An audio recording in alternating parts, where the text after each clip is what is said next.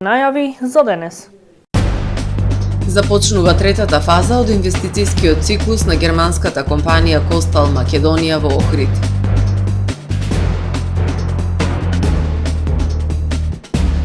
Утре ден на жалост во Охрид поради упокојувањето на митрополитот Тимотеј. На почетокот на декември Економскиот социјален совет ќе дискутира за висината на минималната плата од март. Поставени 40 унифицирани табли на фирми на плоштадот Свети Климент Охридски и низ Охридската чаршија. Започна 60-дневното примирие помеѓу Израел и Хезболах. За најавените и за останатите настани ќе ви информираме во дневникот кој започнува по временската прогноза. Останете со нас. Трпе Инвест ви донесува Метео на ТВМ.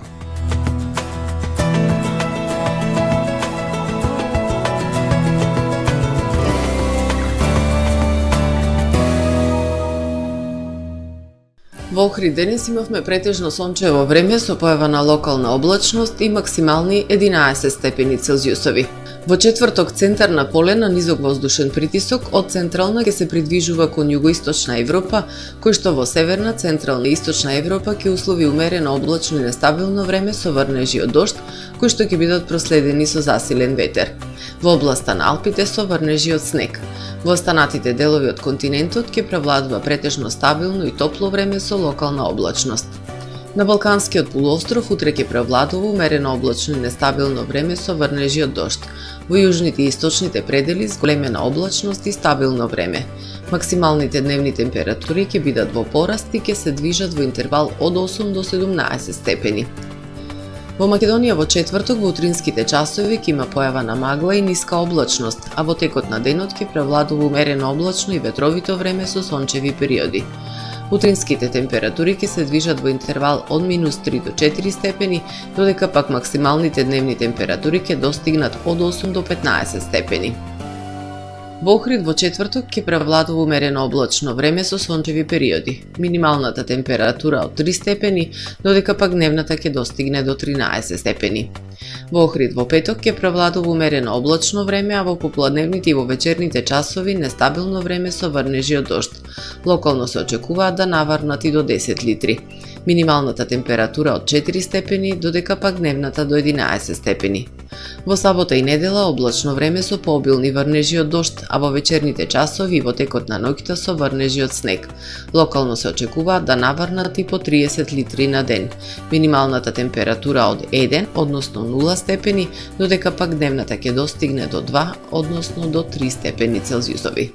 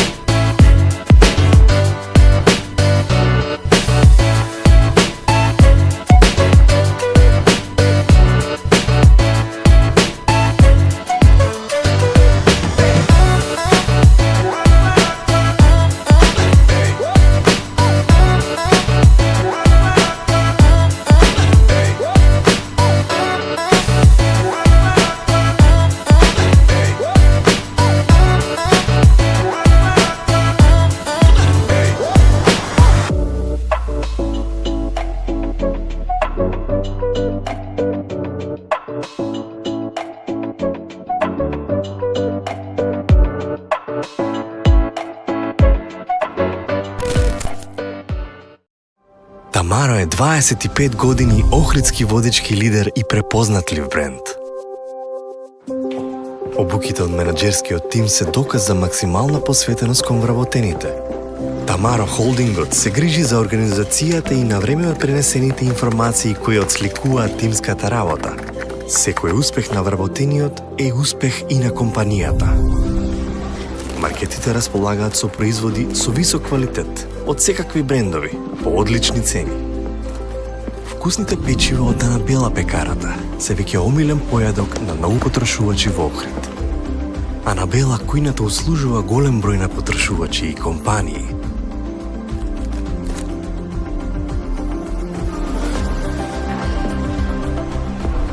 Рибарата е секогаш снабдена со најразлични видови на риба и морски плодови. А месарниците располагаат со свежо месо и месни производи во секое време. Уживајте во својот охридски домакин. Тамаро, повеќе од маркет.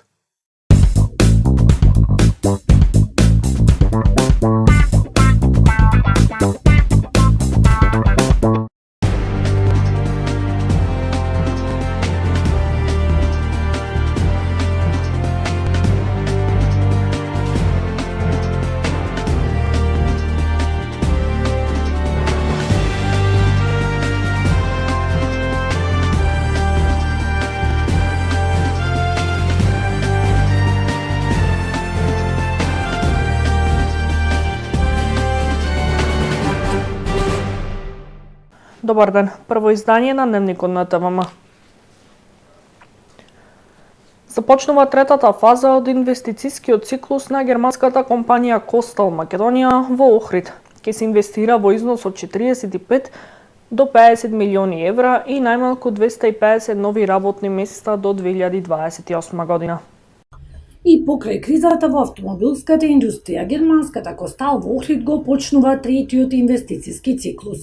Во следните 4 години ќе се инвестираат 50 милиони евра и најмалку 250 нови работни места. Со тоа, вкупната инвестиција на Костал во Македонија ќе надмине 150 милиони евра со околу 1300 работни места. Веќе се реализирани дел од новите вработувања, а донесена е и дел од потребната опрема за производство. Продолжуваме и со инвестиции, и со нови вработувања, бидејќи сме добиле нови проекти. Така да ако некоја компанија во Македонија има нови проекти, дури кога тие постоечки проекти се малку намалени, со нов проект пак одите напред. Само брзината на растот не е толкава колку што била планирана. Исто и за нас, оваа година ние ќе завршиме годината со бројки кои се пониски од планираното. Кога го правевме планот во септември, октомври минатата година, но сепак имаме раст. Проектот е насочен кон вложување во најсофистицирана опрема во сегментот енергетска електроника, наменета за најновите модели на електрични и плугин хибридни возила. Импресивни се и плановите за воиднина, импресивни се и новите инвестиции од 50 на милиони евра во следниве 4 години, но и планот за извоз поголем од половина милиарда, кога на сето ова ќе се додадат и други можни инвестиции во Македонија од страна на Костал. Тоа значи дека ние како влада треба да имаме, но и мислам дека имаме посебен пристап кон однесувањето на инвеститорите, без разлика дали се тоа странски или домашни, но ваков тип на инвестиции треба да ги поддржуваме и да ги охрабруваме што повеќе да инвестираат и да ги задржиме тука кај нас. Затоа што многу лесно, ако ние се однесуваме неодговорно, како што изминатите години бевме сведоци се однесуваа претходните влади, тогаш многу лесно можеме и да ги изгубиме. Костал минатата година беше деветиот најголем извозник во Македонија. Компанијата работи веќе 8 години на македонскиот пазар и бележи континуиран развој и раст. Утре во Охрид ден на жалост поради упокојувањето на митрополитот Тимотеј. Советниците денес ја одржаа 49-та вонредна седница на општина Охрид. Единствена точка на дневникот беше одлуката за прогласување на 28 ноември за ден на жалост по повод смртта на владиката Тимотеј. Сите културни, забавни, спортски и други настани и манифестации за утрешниот ден ќе бидат откажани на целата територија на општина Охрид. Со законското осогласување во март, минималната плата ќе скокне за околу 8%, односно работниците ќе добијат зголемување кое ќе се движи меѓу 1600 и 1800 денари. Синдикатот, кој смета дека тоа не е ни приближно доволно за да се преживее, ја чека седницата на економско-социјалниот совет, за да ги презентира нивните аргументи дека минималецот треба да биде најмалку 450 евра. Во првата недела од декември ќе се одржи седница на Економско-социјалниот совет на која според најавите на министерот за економија и труд Бесар Дурмиши ќе се разговара и за зголемувањето на минималната плата. Вели дека има политичка волја да се зголеми минималната плата, но дека мора да се чујат сите засегнати страни.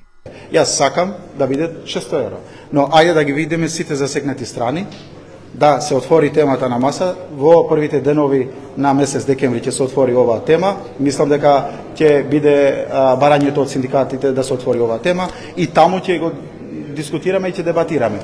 Ќе ги видиме сите засегнати страни, ќе ги видиме и можностите на влада. Дали се предвидени толку средства или дали има можност да ги покрие тие, ќе ги видиме и барањата на работодавачите, од и тие се засегнати страни на ова барање и на крај ќе земеме една заедничка одлука. Во март, според законот, ќе се направат пресметките и ќе се види колку ќе биде минималецот. Според Дурмиши, предвидени се средства за зголемување на минималната плата за околу 2000 денари, што е согласно со законското решение, според кое во март минималната плата би се зголемила за 1600 до 1800 денари. Тоа не е доволно ни за да се преживее, сметаат од Сојузот на синдикати на Македонија, кои на првомајскиот протест побараа зголемување на минималната плата на 450 евра или зголемување за 5000 денари. Првиот синдикалец вели дека аргументите во диалогот за зголемување на минималната плата се на нивна страна. Ако знаете дека 600 со 800 евра во Црна Гора ќе биде минималната, односно е минималната плата, ако знаете дека минималните примања или минималната плата во Босна и Херцеговина од 1 јануари ќе биде 600 евра, ако знаете дека и во Србија е 454 евра, мислам дека синдикалната минимална кошничка која изнесува 62.000 денари, покажува дека платите мора да се зголемат. Разговараме по однос на ова прашање, поврзано и со мерките на владата за ограничување на маржите на цените на производите и мислам дека на наредната седница на Економско-социјалниот совет ќе ги презентираме нашите аргументи со кои разполагаме за да ги убедиме, пошто мораме да се убедуваме, да ги убедиме за потребата од растот на сите плати, вклучително и растот на минималната плата. Според председателот на Сојузот на синдикати Слободан Трендафилов, зголемувањето на минималната плата нема да биде преголем товар за државниот буџет. 7.000 работници примаат плата под или во висина на минималецот. Не можете веќе во Македонија да вработите некој кој ќе ви работи за минимална плата или подпросечната. Поради мизерните плати работниците заминуваат, а државава се соочува со недостаток на работна сила, истакна Трендафилов, кој како и министерот за економија и труд денеска учествуваше на конференцијата Управување со недостигот на работна сила во Македонија. Министерот за економија Бесир Дурмиши денеска најави дека на крај на следната недела ќе биде објавена новогодишната кошничка со производи на кои ќе им бидат ограничени профитните маржи. Министерот посочи дека и новогодишната кошничка, исто како и есенската, ќе трае 1 месец. Цело време сме во контакт со стопанските комори, со синдикалците и со трговците, со производителите сме биле секогаш во контакт овој временски период. Идната недела ќе бидете известени, се подготвува, значи при крај е новогодишната кошница, предвидени се над 600 производи кои ќе ги фати оваа мерка, но за повеќе детали ќе ви дадеме идната недела, оти предвидено е некаде во четврток или петок да го објавиме мерката, кошницата, извините. Општина Охрид постави 30 унифицирани табли на фирми на плоштадот Свети Климент Охридски и низ Охридската чаршија, согласно програмата за развој на туризмот и донесениот правилник и каталог за стандардизација и визуелна унификација на урбаната опрема.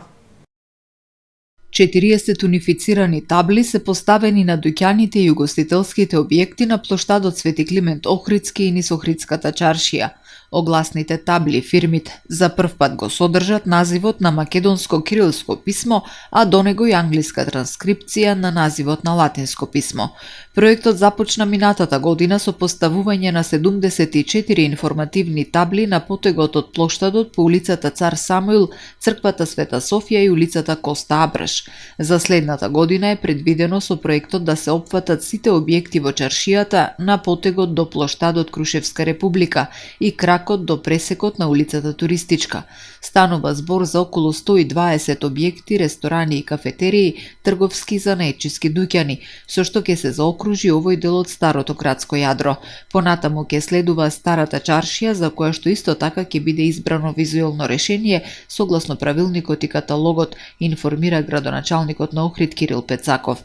Сите чекори во овој проект претходно беа дискутирани и усогласени со широката заедница на корисници на јавни трибини и меѓусебни консултации. Представниците, собствениците и корисниците на деловните простори, дуќанџи, занаетчи и угостители заеднички ги креираат идните чекори во заедничка координација со општинскиот проектен тим, па дури потоа се спроведуваат процедурите на набавка и поставување на опремата, велат од локалната самоуправа. Пријавени 2 измами со криптовалути во Охрид. Во првиот случај за сума од околу 15.000 евра, а во вториот за сума од околу 6.000 евра. На 26 ноември 2024 година во 11 часот во СВР Охрид 54 годишник од Охрид пријавил дека бил измамен од едно лице за сума од околу 730.000 денари. Според пријавеното, лицето му се јавило на 15 ноември и се представило како представник на фирма која работи со биткоини и дека е добитник на 15.000 долари како нивен корисник, а потом му кажало дека за да ги подигне парите ќе треба да инсталира апликација преку која ќе се изврши наплатата, но дека прво ќе треба да изврши уплата на одредена сума на пари. Како што е пријавено, во 2 наврати тој ги уплатил парите за што подигнал и брз кредит од финансиско друштво. Исто така, според пријавеното, на 24 ноември им пишал на нивната електронска адреса со барање за инфо кога ќе ги добие парите, а откако го известиле дека биле заглавени во Народна банка, пишал и на официјалната електронска адреса на банката, од каде што добил известување дека тие не се нивни уплатници и дека најверојатно се работи за измама. Се преземаат мерки за расчистување на случајот. На 26 ноември 2024 година во 15 часот и 30 минути во СВР Охрид 47 годишник од Охрид пријавил дека бил измамен од едно лице за сума од околу 6.000 евра. Според пријавеното, пред известно време на една апликација отворил негов електронски паричник и уплатил 100 евра, но парите му пропаднале и не пријавил затоа што се работело за помала сума. Како што е пријавено, на 20 ноември на социјална мрежа забележал објава со понуда за враќање на украдени пари и се регистрирал, а по неколку дена му се јавило лицето и тој го запознал со неговиот проблем. Исто така, според пријавеното, по неколку дена лицето повторно му се јавило и го известило дека на сметка во Народна банка имал заглавени 15.630 долари и за да може да извршат уплатата ќе треба да инсталира една апликација и да го зголеми лимитот во неговата банка на приближно иста сума колку што треба да му биде исплатено. Откако сторил како што му било кажано, забележал дека од неговата сметка биле направени 2 трансакции од 6.000 евра. Се преземаат мерки за расчистување на случајот, информираат од СВР Охрид. При претрез во Охрид пронајдена дрога. На 26 ноември 2024 година во 17 часот во Охрид полициски службеници од одсегот за недоследна трговија со дрога и оружје при СВР Охрид лишиле од слобода 48 годишен охриѓанец. При претрез во неговиот дом извршен со судска наредба биле пронајдени и одземени бела грудчеста материја и пари во различни јапоини и валути. Лицето било задржано во полициска станица и по целосно документирање на настанот против него ќе биде поднесена соодветна пријава, информираат од МВР. Во продолжение да ги погледнеме и вестите од светот. Почна примирието помеѓу Израел и Хезболах. Многумина раселени од Јужен Либан почнале да се враќаат дома и покрај предупредувањето на израелските одбранбени сили да почекаат додека не им се каже дека е безбедно да го сторат тоа. Прекинот на огнот меѓу Израел и ливанската милитантна група Хезболах стапи на сила денеска откако двете страни го прифатија договорот постигнат со посредство на Соединетите Американски држави и Франција. Според договорот, израелските сили постепено треба да се повлекуваат од југот на Либан во следните 60 дена. Предлогот има за цел да се постигне 60-дневен прекин на огнот, што би требало да биде основа за трајно примирие. Либанскиот премиер Наџиб Микати го поздрави договорот и побара од Израел целосно да го почитува и да ги напушти окупираните области. Борците и оружјето на Хезболах ќе бидат тргнати од областа јужно од реката Литани и тука ќе биде распоредена регуларната ливанска војска. Бајден во обраќањето од Белата куќа рече дека Израел го задржува правото да се брани доколку Хезболах или некој друг го прекрши договорот. Во голема акција на Интерпол за сајбер криминал во Африка су апсени 1006 лица од 19 земји. Серенгети е најголемата акција против сајбер криминал досега во Африка, која траеше од 2 септември до 31 октомври, која го покажува порастот и опсегот на овој вид на криминал со повеќе од 35.000 идентификувани жртви и финансиски загуби од речиси 193 милиони американски долари.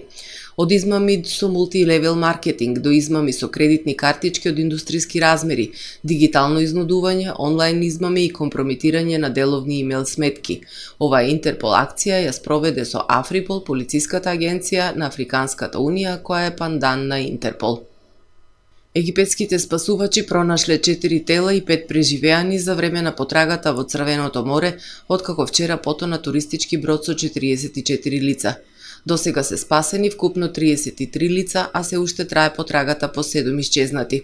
Идентитетот на жртвите се уште не е официјално објавен. Модерниот брод со 4 палуби, кој носел 31 патник и 13 членови на екипажот, потонал за 5 до 7 минути, кога бил погоден од голем бран, кажале преживеаните. Силниот ветер предизвикал бранови високи од 3 до 4 метри. Според информациите на локалните власти, бродскиот екипаж бил египетски, а туристите биле од 11 земји. Рекордни врнежи од снег во ноември во Сеул, главниот град на Јужна Кореја. Лошите временски услови предизвикале застој во сообраќајот, прекина електричната енергија и откажување на стотици летови. Најмалку 2 лица загинале во сообраќајни несреќи на автопатите источно од главниот град, додека делови од конструкции кои паднале од зградите и градилиштата поради силните ветрови повредиле неколку пешаци во Сеул, пренесува Reuters повикувајќи се на информации од јужнокорејските медиуми. Ова се најголемите снежни врнежи кои го зафатиле Сеул од 1907 година, соопштила метеоролошката агенција на Јужна Кореја, предупредувајќи дека се подготвуваат за повеќе снежни врнежи во наредните денови. Го завршуваме првото издание на Дневникот на ТВМ. Ви благодарам за довербата. Пријатно!